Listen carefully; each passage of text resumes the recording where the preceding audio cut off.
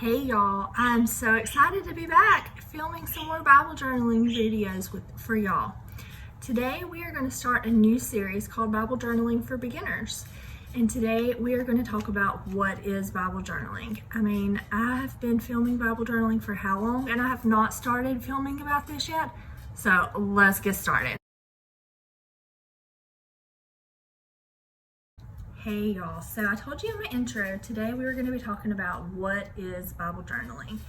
And seriously, how long have I been Bible journaling and I have not sat down yet and filmed this video? So I get asked all the time, Sheena, what is Bible journaling? How do you get started Bible journaling? Well, Bible journaling is very simple.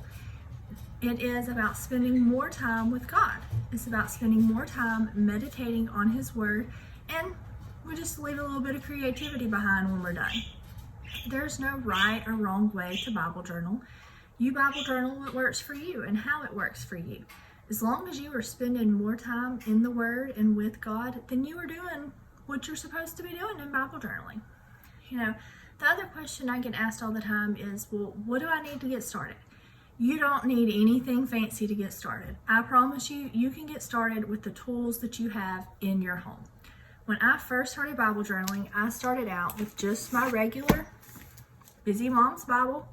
I added a little bit in the column, put some stickers, highlighted some words, and that was what I did. It was very simple. Some days I would use an index card, decorate it, and put it on my Bible on that page. I used the supplies I had on hand. My kids' crayons, my kids' colored pencils and markers.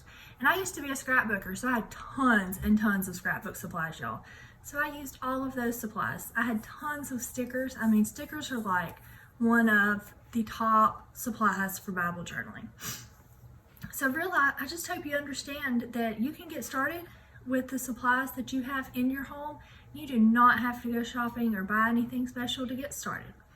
I hope this video has helped you get to know about what you need to get started with Bible journaling.